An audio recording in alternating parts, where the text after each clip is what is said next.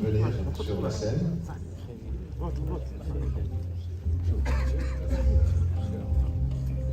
هبط شويه هذاك الصور عند الفلاش عند الفلاش عند الفلاش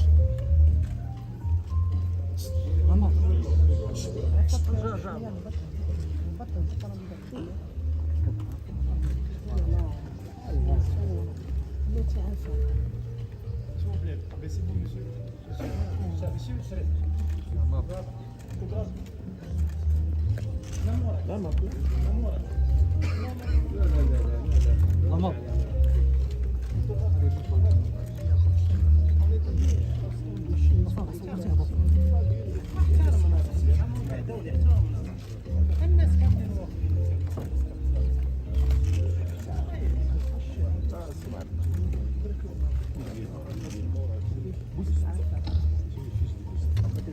لا لا هبط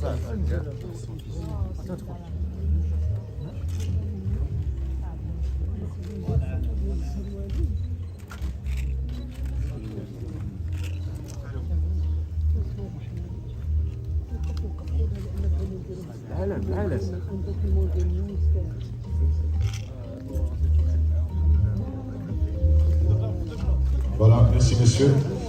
Officiellement, le réseau international des organismes du bassin s'occupe de la préparation du segment, la coordination de la préparation du segment politique de haut niveau de la conférence de Bali, du forum de Bali. En la présence de monsieur l'ambassadeur d'Indonésie.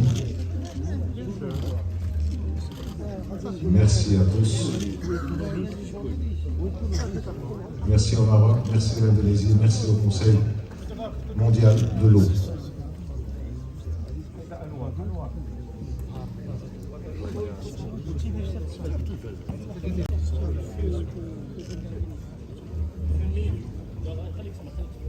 Monsieur le ministre est avec nous sur la scène, donc pour immortaliser l'événement.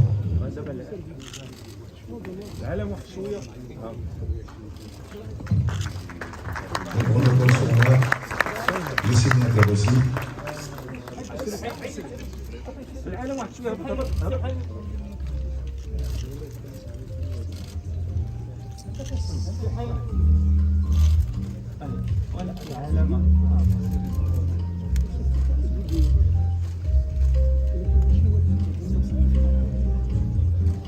Merci à vous le témoin et passez le relais aussi.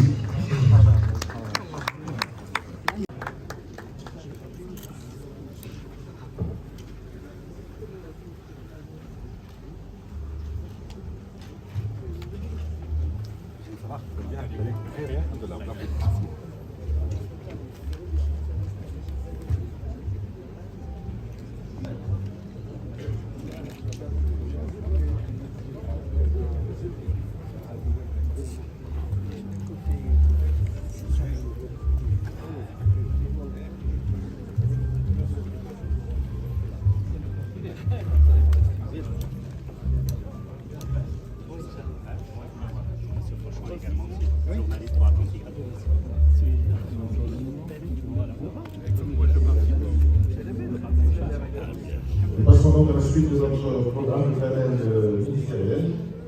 J'appellerai les uns à la suite des autres, donc les ministres des gouvernements, frères et amis, à nous rejoindre sur la scène et à prendre place. Deux questions leur seront posées.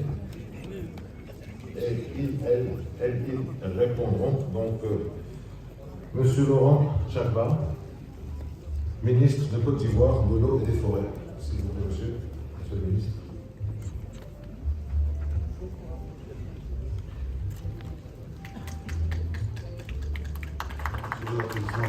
Merci.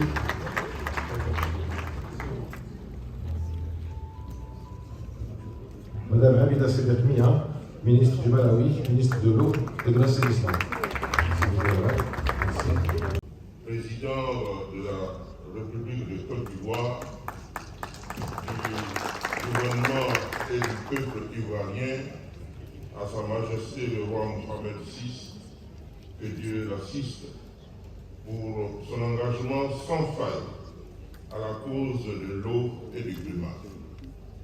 De même que toutes les mesures prises pour rendre possible la bonne tenue des assises de cette troisième conférence.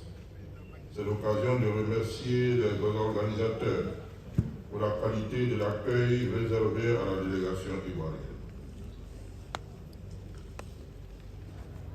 Je voudrais me permettre de donner une réponse à la question qui a été posée. Je voudrais dire simplement que patrimoine commun national, la ressource en eau doit être préservée, protégée et exploitée de façon à satisfaire les besoins actuels sans compromettre ceux des générations futures. Pour mieux encadrer la gestion de l'eau en Côte d'Ivoire, une vision nationale à l'horizon 2040 a été formulée.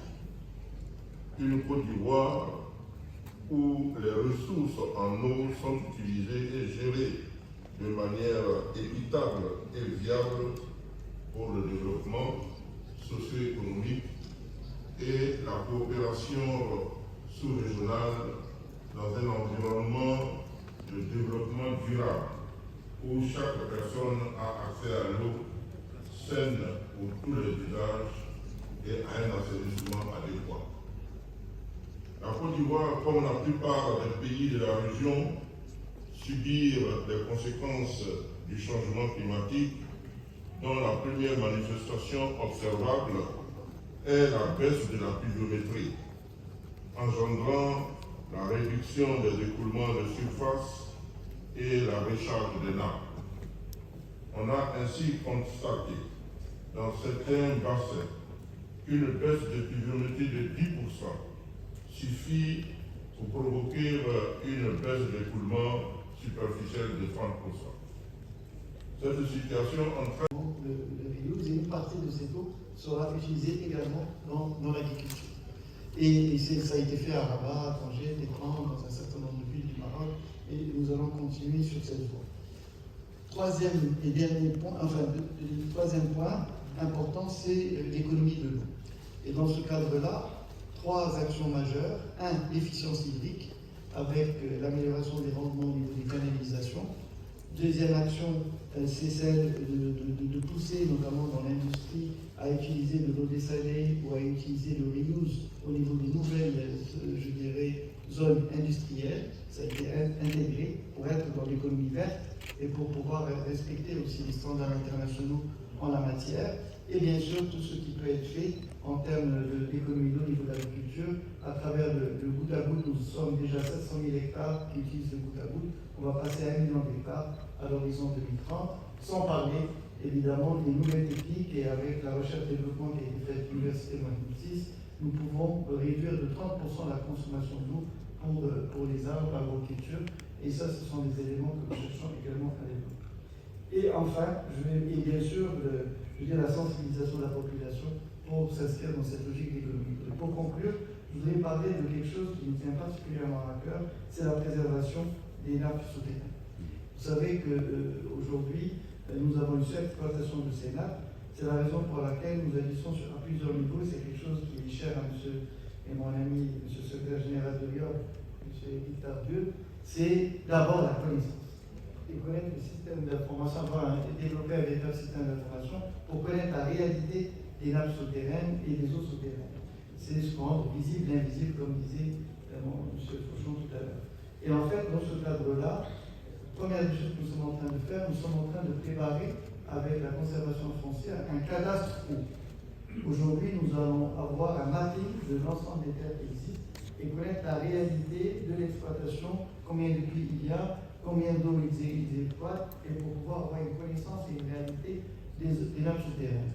Deuxième élément, les contrats de nappes qui vont nous permettre d'avoir une gestion intégrée des eaux souterraines avec une responsabilisation des différents acteurs et une participation de ces acteurs dans la décision pour pouvoir la faire respecter. Nous l'avons fait dans des régions très difficiles, notamment dernièrement à Rachidia, où nous avons beaucoup d'exploitations dans le domaine du palmier dattier, et nous avons réduit de moitié en fait les exploitations qui étaient autorisées pour pouvoir respecter l'eau et capitaliser dessus. Et enfin, nous travaillons aussi sur l'alimentation de manière artificielle des nappes souterraines à travers la mise en place de barrages collinaires qui vont servir à la protection. للمزيد من المعلومات ما تنسوش تابوناو وتفعلوا الجرس باش يوصلكم جديد لو 7 تي في.